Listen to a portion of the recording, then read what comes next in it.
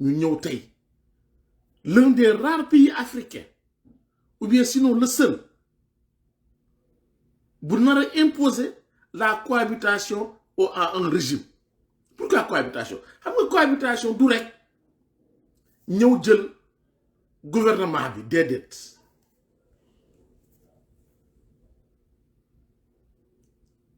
Du rek ñëw am poste premier ministre former ce gouvernement déedéet. Cohabitation mi ngi am solo xam nga fan que pour la première fois ba Macky Sall jëlee pouvoir bi ba tey dootul mën a toog ci bureau concocté ay nu mu tudd loi am yónnee ko mu jàll. léegi su buggee loi jàll dëgg foog mu def nii Joe Biden di def fii Amérique ak républicain yi di waxtaan ak ñoom di diisoo ak ñoom naan leen lii laa mën lii laa bëgg lii laa mën lii laa bëgg bu ñu juboo ci kaddu pour loi ba mun a jàll. Il n'a plus les coups de franche pour jàllale les lois bu ko neex loolu rek doy na ci cohabitation. loolu rek doy na ci cohabitation. moo tax foog ñuy comprendre termes yi foog ñuy comprendre lii nga xam ne moom mooy doxal réew mi.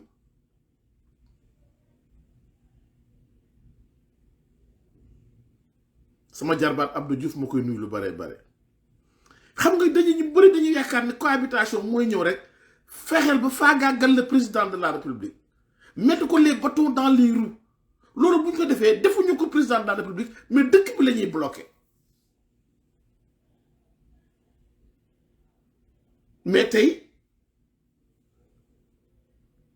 adduna yëpp ñu ngi wax Sénégal sa maturité démocratique. Tey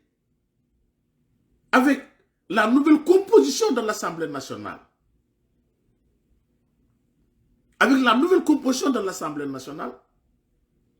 le président dafay am une institution boo xam ne qui va jouer maintenant son rôle pleinement. L'Assemblée nationale maintenant va jouer son rôle pleinement te balaa moo gën a neex nag te loolu bu leen ko dax ñu dem di voter bureau Assemblée nationale et la présidence revenir à l'opposition. Nous sommes à un député près.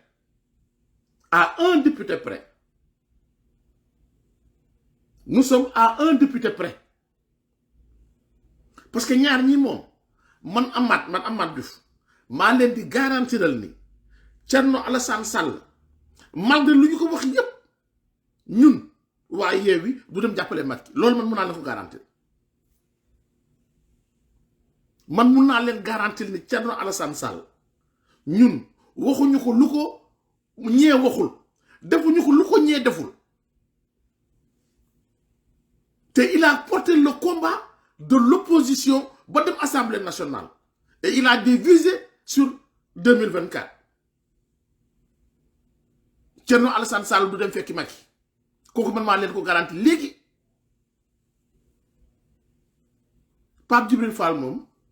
ku ma joxoon kaamil ne ma Amath waatal ni du dimbala ji Macky ma tegal ak sama loxo waatal ni Pape Djibril Fall du dem fekki Macky. Kon nous sommes à un député près pour contrôler l'Assemblée nationale nag à un député près. mënu ko maa waat pour Pape Diop parce que selon yenn information yi may am damay am information yu jaxasoo yu contradictoire waaw samay sources sûres ñu ngi may xamal ne ma ne à Pape Diop waxtaan ak ñoom bu yàgg wante ma wootee tamit ci këram ndax am naa ay sources ci këram dañ ne ma Pape Diop mii de yaakaaruñu dina dem wante leen leer na ma nous sommes à un député près pour contrôler l'Assemblée nationale. Kon nañ ko santee yàlla parce que la cohabitation elle est de fait. Président mënatul def dara Sénégal dara te waxtaanu la pour opposition bi mënatu ko lu mu ñu jéppi lu mu ñu ñàkk wormal lu mu ñu xeeb mënatul jël des décisions yoo xam ne ni yu am importance ñu am envergure te toogul ak waxtaan opposition bi sinon bu demee assemblée nationale ñu bloqué ces lois mënatul am 3/4 waxuma la nag def ay révision d'ordre constitutionnel xam nga ñu bëri ci ñun dañu doon tiit nee la question à se poser est que certains ne quitteront pas Yewwi ou alors est-ce que Wallu continuera de s'unir à Yewwi waa xam nga Samuel aussi bien dans Yewwi qu'avec Wallu le contrat moo doon fexe ba am une assemblée nationale de rupture bul fàtte ni Wallu visem 2024 la et 2024 ça c'est dans moins de 2 ans loolu ñu bëri di fàtte mooy ñi wax ñëpp ni dañu nar a trahir peuple bi xam nañu tey jii nii le peuple bii ñu gis nii dimanche sanctionné bépp transhumant boo xam ne joxoon nañ la mandat nga dem yóbbu ko ci président dañ la malmené les politiciens l'ont compris et ils ont tous des visées pour 2024 kenn ci ñoom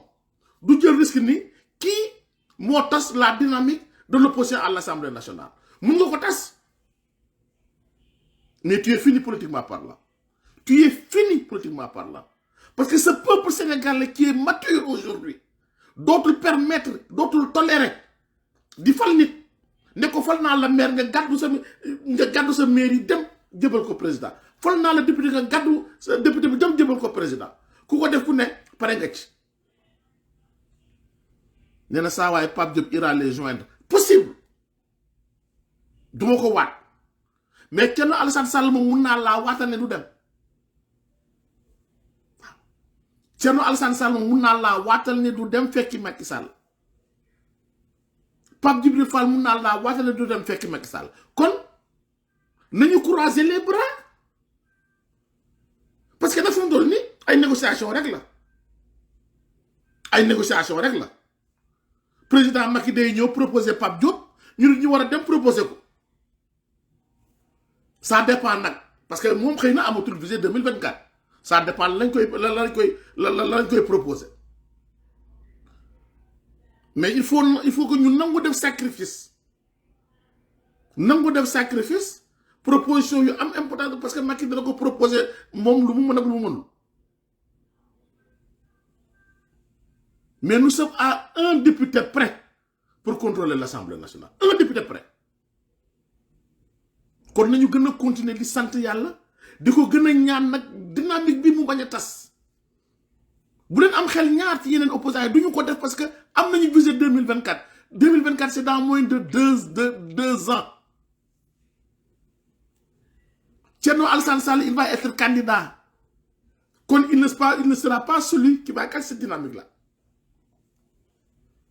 Pape Djibril Fall wóoruma ne il sera candidat je ne crois même pas que dina nekk candidat déedéet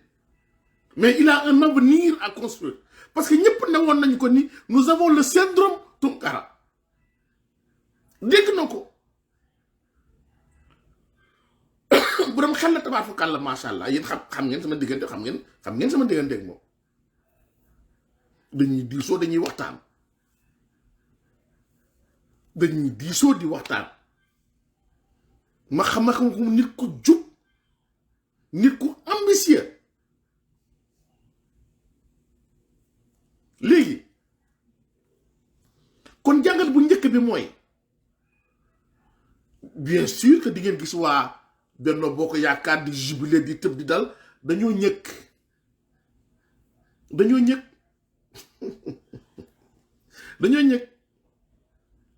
xam nga dafa mel ni le Jaraaf de Dakar ak palmarès bi mu am club le plus titré du Sénégal ci championnat club le plus titré ci Coupe d'Afrique li mu représenté ci Sénégal bu ñëwee bay dajeeg l'Amassas de Bambey am match nul wala dóor ko 1-0 di jubilé def caravane kon nga xam ni problème am na kon nga xam ne problème am na nga xam ne problème am na un régime qui avait 125 députés ñëw am 82 ñay jëmte naan am nañu la majorité déedéet avoir la majorité ak ëpp la nit ko ay député bokkul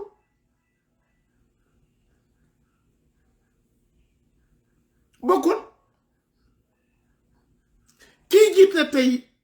nekk premier ministre Israël partem ëpp ñëpp député ca Knesset ba déedéet waaye jeu alliance mooy ñëw jeu des alliances da ngay ñëw jàppale ma jox la tel poste nga gérer ko da ngay ñëw jàppale ma jox la lii nga gérer ko loolu nag sénégalais yi yenn saa di tuddee partage du gâteau c'est pas un partage du gâteau c'est la réalité adduna moo tëddee noonu jeu des alliances dafa am dans tous les pays du monde tey jii am na décision yoo xam ne Biden mënu koo jël te négocier wul bu baax ak les républicains mënu ko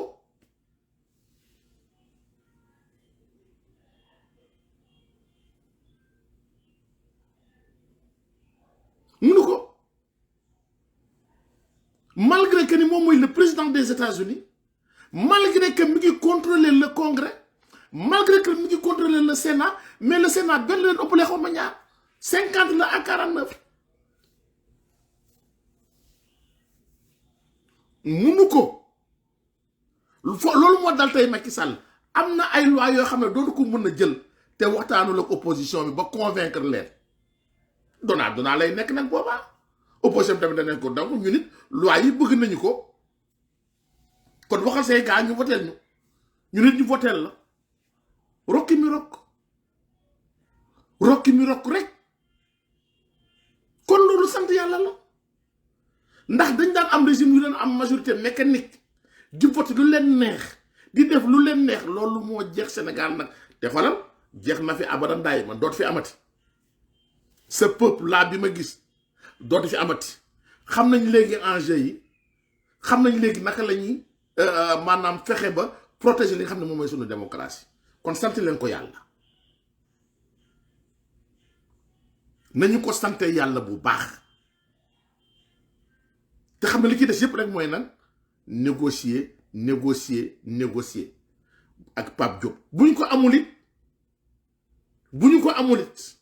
nga xam ne boobaa du ñu mën a contrôler Assemblée nationale mais au moins on pourra contrôler l'action du gouvernement pour la première fois li ñu dénk député mooy lan contrôler l'action du gouvernement mën am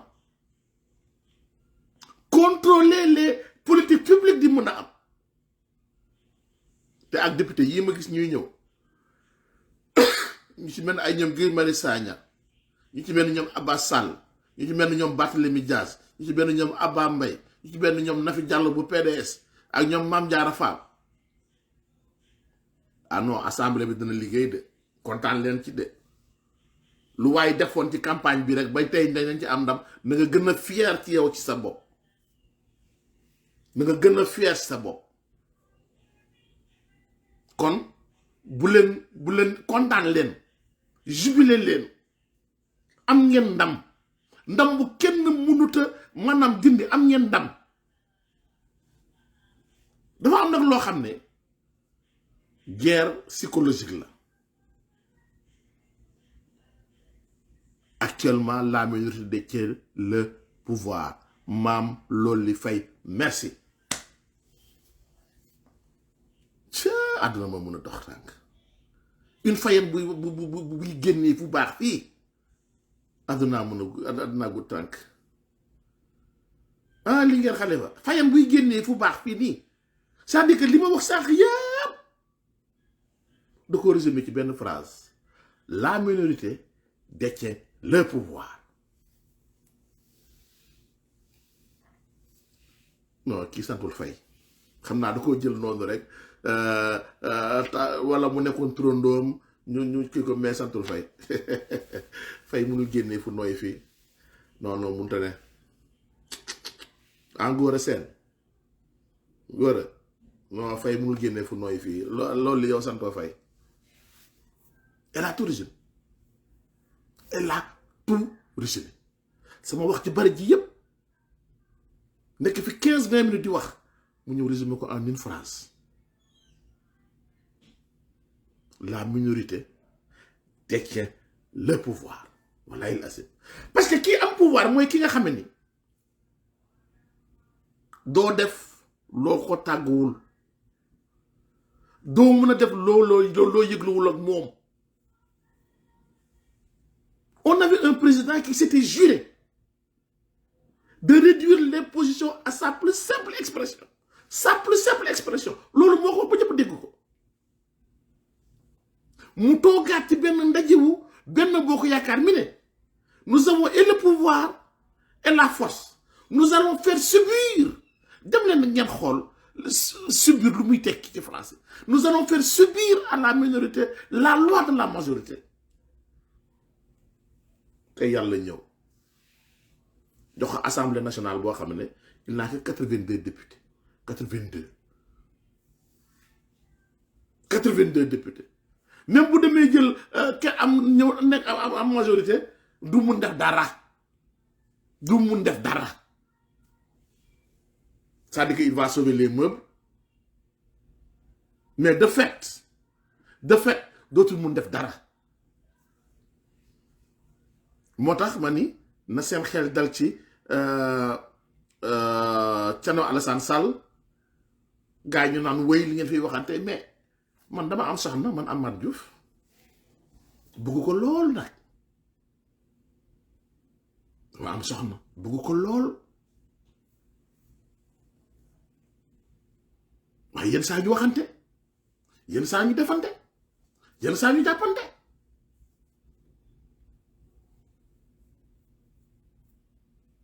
mais taxul ma bañ ko taxul mu bañ ma taxul ñu bañante te du tax ñu tàggoo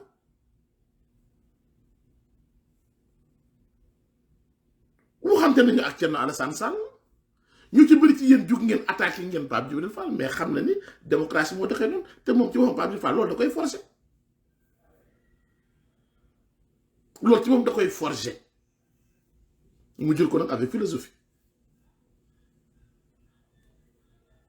kon nañu lijjanti Pape Diop tàllal leen seen loxo ñaan yàlla Pape Diop bañ a fekk ci Macky Sall loolu rek moo fi sës pour ñu contrôler l'Assemblée nationale nag kon wóor na ma nag Macky Sall nag mu mat sëkk déjà la cohabitation est de fait waxu troisième mandat moom jeex na ci dëkk bi pare na ci troisième mandat mu wax ko nii wii nii noo déedéet dag waaw ci yem pare na ci troisième mandat kon kooku beneen satisfaction bi noonu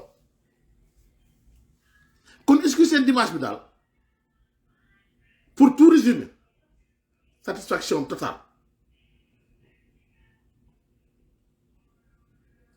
bu ñu amoon lu ñu gënal nag moo ñu amoon une majorité confortable nga xam ne waxuma la contre assemblée nationale sax mais boobaa même le gouvernement ñoo koy formé mais nañ ko bàyyi gouvernement am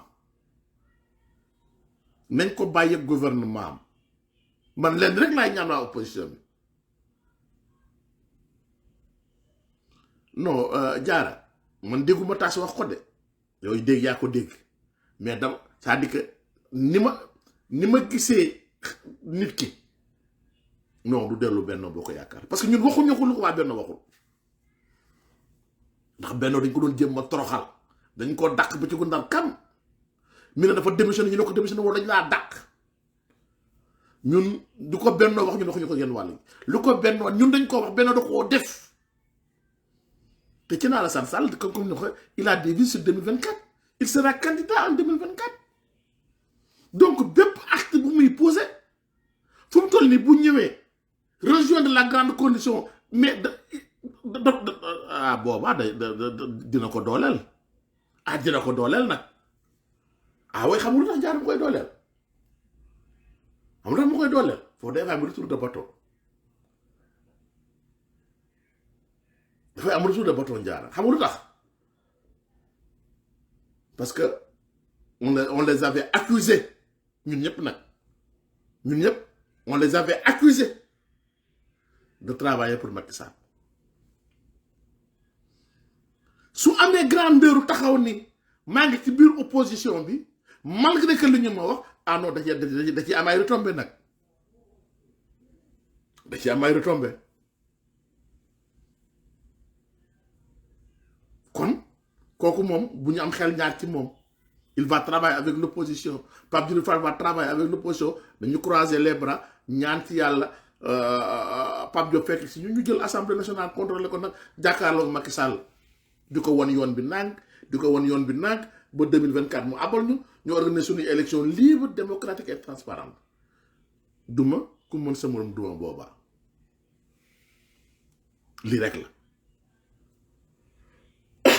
kon bu leen stressé nee na attention Macky peut diviser la coalition Yewwi Wallu déggoo li ma la wax Wallu ils ont ñoom it des visées pour 2024 gis nga Mame Ngor Dieng fu mu toll nii ñaar moo fi mën a am ñaar nga xamal la ko léegi nga ne je ne suis pas d'accord avec toi mais bien sûr c'est tout le charme de la démocratie Amidou après nga bindaat ma jël la nga wax ma tu n'es pas d'accord avec moi naa la xool fii léegi dugal la nga wax ma pourquoi tu n'es pas d'accord avec moi si tu veux si tu ne veux pas ñu bàyyi noonu Mame Ngor dafa am loo xam ne tey mooy ñun mooy leeral suñu yoon xam nga mooy lan ñoom ñëpp ils ont des ambitions pour 2024 Wallu a des ambitions pour 2024 Wallu ne fera rien loo xam ni dafay anéantir ses chances pour 2024 foofu ngeen paramètre bi foofu la rek képp ku jël le risque casser cette dynamique là tu le feras juste pour 18 mois pour 18 mois pour 18 mois mais pendant que ta carrière politique est finie ta carrière xool leen ce qui est arrivé à Bamba Fall xool leen Idrissa Seck nu mu paree nu ko waa Thiès def xool leen ci ñaari cas yooyu rek sénégalais léegi boole tuñ ci wax mais Bamba Fall kañ lañ ko fal janvier xam nga février local yi kañ la woon janvier lañ ko fal mu dóor Yewwi ba Yewwi tëdd ci suuf dóor Benno Bokk Yaakaar ba nekk ci suuf mu jóg sol grave mu taxoon ne maay borom Medina janvier la woon élection locale janvier Bamba Fall était le maître incontesté de la Médina en janvier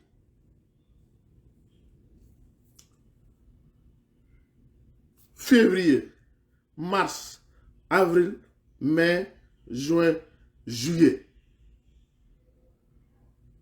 dans son bureau de vote dans son centre de vote nga xam ne mooy yow ñi nga dëkkandoo ñi nga dëkkal sama kër a ngi nii sa kër a ngi nee sa kër a ngi nee ñi ma dëkkal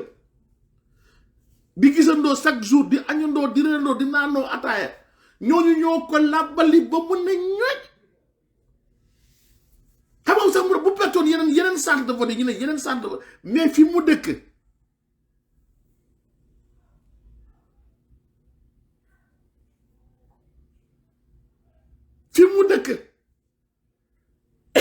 Sénégalais yi gis nga transhumance ñoom ñoo koy réglé nañ ko définitivement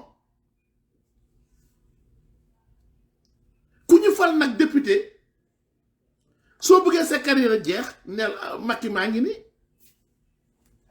maire yi ko defoon yépp dem tekki ko yaakaar na ni danañ ko mënal dara ci législative yi ñoom ñëpp dañ leen a dóor ba ñu mànd balaa fi kenn di jógati di fekk Macky dana ko xoolaat ko wala mu nekk ko xam ne amul benn ambition ne man vraiment 18 mois yi parce que buñ nañu waxante dëgg nag après 2024 président bu ñëw di nga dissoudre assemblée nationale bi ñu wotewaat yeneen kon 18 mois rek ndax dana la jaral yenn sacrifice yi yaakaar moo kon n'ayez pas crainte pour Wallu n'ayez pas crainte pour Yewwi n'ayez pas crainte pour Thierno Alassane Sall lii mooy sama xalaat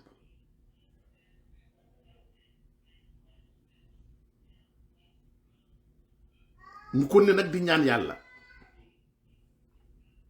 suñu borom jàppale ñu gën a renforcer parce que xeex bi yépp c'est pas une question de personne mais pour réew mi la suñu démocratie dafa soxla woon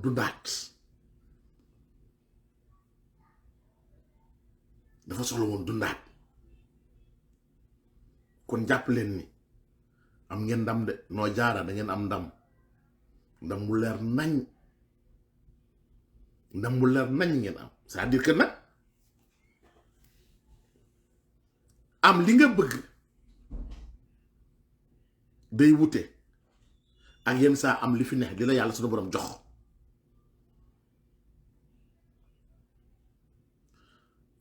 Mame Gor Dieng nee na Macky va promettre à Wallu de venir dans son rang en échange de grâce de Karim Wade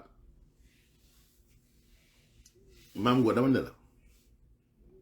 Karim Wade n'a pas besoin d'être gracié. Karim Wade l'a dit maintes fois. Ni Karim, ni Khalifa Sall n'ont pas besoin de grâce. Soxla wuñ ko xam nga lu ñu soxla réviser le code électoral c'est tout. ñoom dañoo def code électoral bi la ñu changé def benn article boo xam ne fu ñu ne woon tout sénégalais mun nga présenter ñoom ñëw na fa tout électeur ba pare nag dóor leen benn galgal ci wàllu ne électeur boo xam ne ni def nga 5 ans de prison doo mën a présenté wu loolu ñaar disposition yooyu rek la ñuy changé ci code électoral bi ñoom ñu mën a ñëw présenté wu Karim Wade Khalifa Sall yépp ils n'ont pas besoin d'amnistie. Parce qu'on n'amnistie pas une personne. Tout le Sénégal, non, on n'amnistie pas une personne. On amnistie des faits. Dans le de 1900 ans, 1930, les balles de Nuko. C'est ce que nous arrangons. Ndax moom Macky am na ay nit ñoo xam ne def nañ ci lu yoo xam ne ni ñun bëgg nañ ci moom mu leer on n'amnistie pas une personne déedéet am naa jëf ni am na seen nañ ko déedéet am na si bokkul ak grâce on grâce une personne mais on amnistie des faits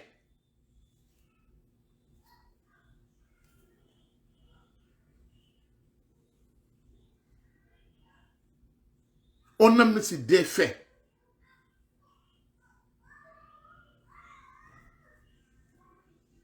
ak loo ci munti xam rek yow xamal ni même bu fekkee am na ñu wor ils le paieront cash en 2024 et 2024 mooy ndeyu mbi léegi parce que bii même pas 2 ans assemblée nationale bi 18 mois lay durer 18 mois lay durer kon en résumé nañu sant yàlla santaat yàlla te xam ne nag def nañu ay jéego te li ci kanam mooy dàq lii rek laa bëggoon partager yéen tey sama xalaat bu gàtt situation tey bi di ñaan yàlla nag suñu réew mi suñu borom di ci gën a def jàmm gën koo dëgëral gën koo taxawlal xam nga keroog démb sànq di moins dama benn waaye boo xam ne dafa ma daan ree rek daan ma lan coalition xaxataay rey suma binde mu rek di may bind cohabitation moom wooy saax ne ma on a 82 mu ne ko waa léegi nag qu'est-ce que tu vas faire avec 82 mu ne ma am nañ majorité mu ne ko waa defal nag amoo majorité yow boo calculer li nga yor opposition bi kaka li ñu yor opposition bi lay ëppale te yàlla rek te xoolaat li nga am ak li opposition bi am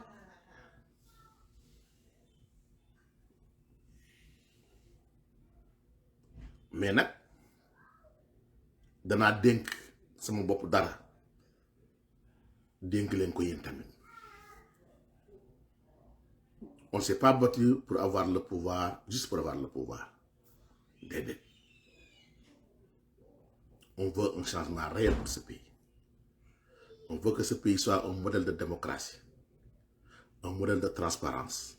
un modèle de justice sociale, de paix. Donc, rigueur, bu ñu àndaloon contre le Macky Sall ak ay nitam, man dama leen invité ñaan leen que même rigueur boobu nañ ko am ak su ñi àndal ñun suñuy député bu ñu may dara bu ñu leen may dara nañ leen teg pression bi den rappeler li nga xam ne moom mooy seen mission di ngeen rappeler fu ñu jógee ak fu ñu bëgg dem ak ñoom.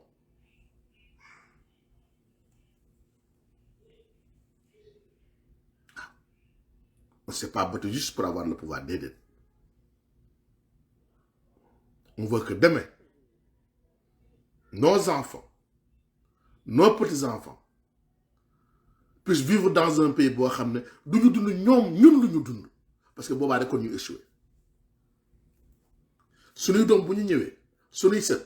di mener les mêmes combats kon nous aurons échoué. Kon nous avons le devoir et l'obligation de mettre la pression sur nos députés de l'opposition pour que liggéey bi rafet, pour que liggéey bi jaar yoon. Am naa ci yaqin nag am naa ci yaqin bu baax ndax am na ñoo xam ne man dama leen xam personnellement ni ñii bu ñu demee assemblée nationale ku ci mel ni Barthélémy Dias dama ko xam personnellement dañoo dëkk Abba ma xam ko depuis bu yàgg